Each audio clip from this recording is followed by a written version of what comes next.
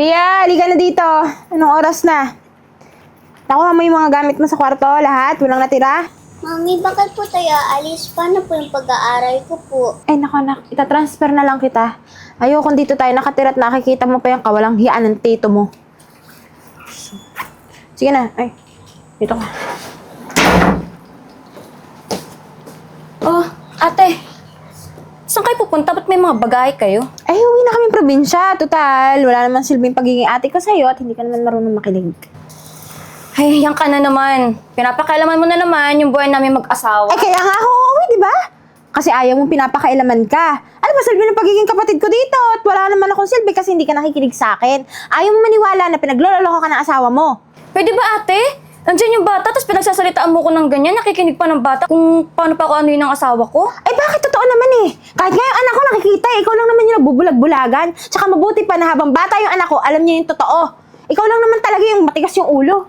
Pwede ba, ate? Huwag mo na kami papakailaman kung ano meron kami ng asawa ko. Hindi na talaga at aalis na kami. Bahala ka dyan. Umalis kayo. Tara mga anak.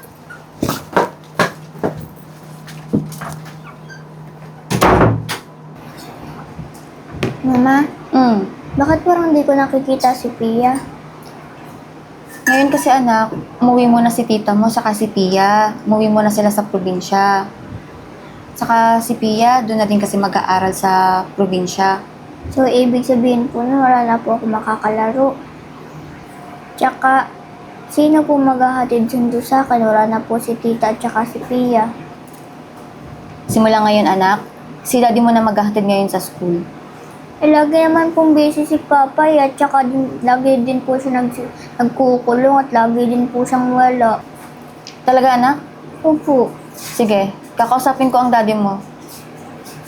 Sige na, ubusin mo na yung gatas mo para may hatid ka na ng daddy mo sa school.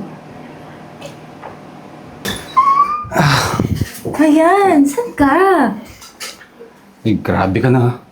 Tama na yun. Mamaya ulit. Isa pa, sarap eh. Ay, alam ko na. Doon lang tayo sa cabinet. Kasi maganda experience natin doon eh. Alam mo, kahit saan, may experience mo dito. Tsaka, baka mamaya mahuli tayo ng anak ko. Mamaya, susuyuin ko na naman yung asawa ko. Eh, patanga-tanga naman yun. Sige na, maligo ka na muna dyan. May tatawagan lang ako. Sige na, bukas sa agahan ko ah. Sige. Brian, bukas ha. Magsabi ka nga sa akin ng totoo. Saan ka ba talaga galing? Maghanap nga ako ng trabaho. Hirap na ako paghanap ng trabaho. Tsaka pwede ba, ka na magtanong? Trabaho? O ang pambababae mo? Maawa ka naman sa amin. Lalong-lalo na sa anak mo. Di ko na nga tinuloy yung demanda sa inyo eh. Ano pe? Ganyan ka na naman palagi? Tuwing mawawala ako, pagdududa mo ng bababae ako? Alam mo kung bakit wala ako dito palagi? Dahil sa kapatid mo! Tapos, gaganyanin mo ako? Buti na nga, umalis yung dito eh. Bakit hindi ba totoo? Sandali nga pe. Akala ko ba pinatawad mo na ako? Tama na yung pagdududa mo sa akin. Andito ako. Ayusin na natin yung pamilya natin. Huwag ka na mag-alala. Alagaan ko na mabuti yung anak natin. Para makabawi ka sa anak mo. Ikaw magatid sa kanya bukas sa school. Oo, sige. Pwede ba magpahinga na tayo? Mabuti pa nga.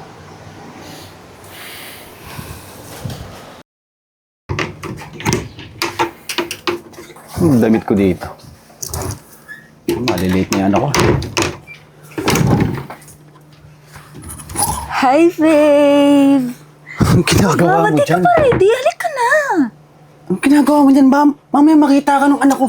Umunan na ako kasi ikaw naman tagal-tagal. Alam mo naman, excited na ako eh. Halika na!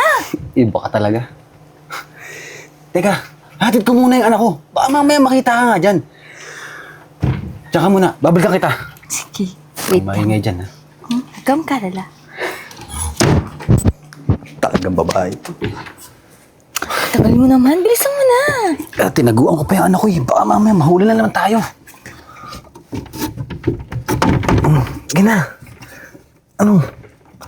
Oh, Ano ba yan? sige na. Ano? Sarap ba? Sarap, pero masikip. Pero okay lang, laban lang. Okay lang yan. Tiis-tiis lang. Mamaya, tama, huli tayo niyan ni Sia eh. Tama na, ha? Ikaw yung kabit ni Brian, no? Ginagawa mo dyan, ha? Wala, may kinuha lang ako. Ano may kinuha? Sa bahay ng kapatid ko? Kapal na mukha mo, ba't mapasok dito? Ha? Bakit? Totoo naman ah. Totoo na ano? Totoo ano? Kabit ka? Oo, totoong kabit ka! Officer, eto yung kabit ng asawa ng kapatid ko. Huliin mo yan! Bakit? Hindi ko na kasalanan kung pinagpapalit yung kapatid mo dahil laspag na siya. Ah, so inaamin mo. Sa harap ni officer, inaamin mo. Very good! Ikaw, tanga-tanga ka rin Hindi, babae sir, ka eh. wait lang, sir. Ano wait? Ano, kasi... Ano? Alam mo, sa Tanggi pagkito ka ng ba? paliwanag. Tsaka, sir! Ano nga, tumbag ng kapatid ko to, magnanakaw ka! Hindi ka nakakit, Mas magnanakaw! bagay sa akin yan! Officer, dagdagan natin yung kaso, pag nanakaw. Kapal na mukha mo, ha? Kabit ka na, magnanakaw ka pa! Sir, officer, wait lang po. Wait lang. Ha? Yung pala may ginagawa mo, ha? Dito pa talaga sa pamamahay nung asawa nung lalaki mo. Alam mo, sa presito ka ng paliwanag. Salamat ka, ha? Hindi kita kayang sampalan dahil nandito yung polis. Pero kung walang polis na manda ka sa akin. Ma'am, tama na yan. So buti pa, dali ko sa mobile to.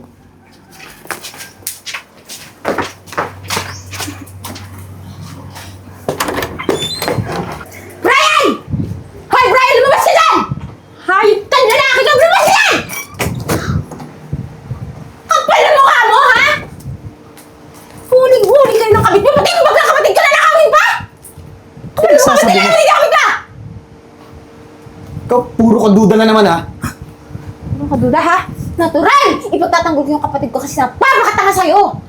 Napakatanga sa'yo! Akala ko ba umalis ka na dito? Pag umalis ka, huwag ka nang babalik! Hoy! Hanggat nandito yung kapatid ko, makikialam ako. Kasi gago ka, ginagago mo yung kapatid ko, walang hiya ka. Eh, yan naman talaga papel mo sa buhay mo eh. Makialam! Kaya hindi kami magkaagi ng kapatid mo. Ako ba talaga sisisihin mo? Eh, ikaw tumatarantado sa buhay ng kapatid ko? Ha? Ayun o! Huling-huli ko yung kabit mo! Ninakaw pa yung bag ng kapatid ko! Akala mo wala akong ebidensya, ha? Hindi ako tanga. Ayun o. Ano, ha? Patay na patay sa'yo yung kapatid ko? Maniniwala sa'yo? O patay ka? May ebidensya na ako laban sa'yo. Hindi ako tanga! Nag-iwan ako ng camera dyan sa kwarto niya. Kitang-kita yung katarantaduhan niya. Pati yung pamangkin ko nakita yung pinaggagawa niya. Hayop ka. Hindi, hintayin natin yung kapatid mo kung maniniwala sa'yo. Ate. Pre, ano naman yung kapatid mo? Sumubo dito para maggulo. Kapatid ha? Hayop ka! Hayop ka! Di ka na natauhan? Di ka na naawa sa anak mo?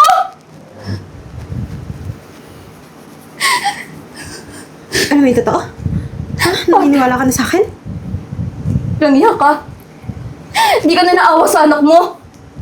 Babae ang anak mo, di mo na inisip yon? Ano? Pe, eto.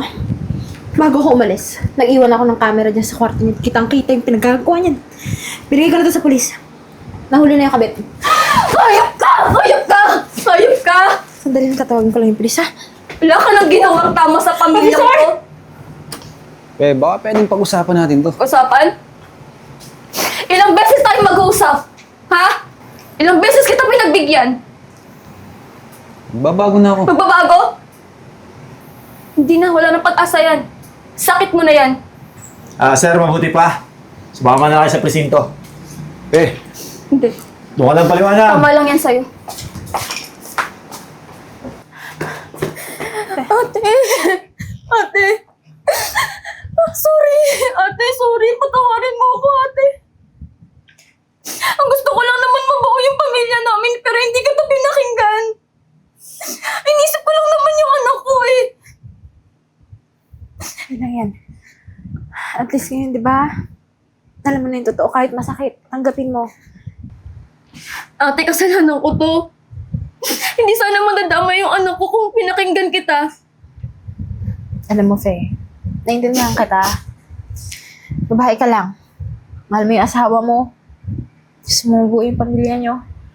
Mahirap talaga yung gusto kong mangyari na iwan mo yung asawa mo. Pero at least ngayon, di ba, natauhan ka na? Huwag ka mag-alala lang dito ako. Hindi kita iwanan, ha? Hayaan mo, makakahanap ka rin ng tamang lalaki na mamahalin ka, hindi ka lulukohin. Ate, thank you. Huwag ka na umiyak.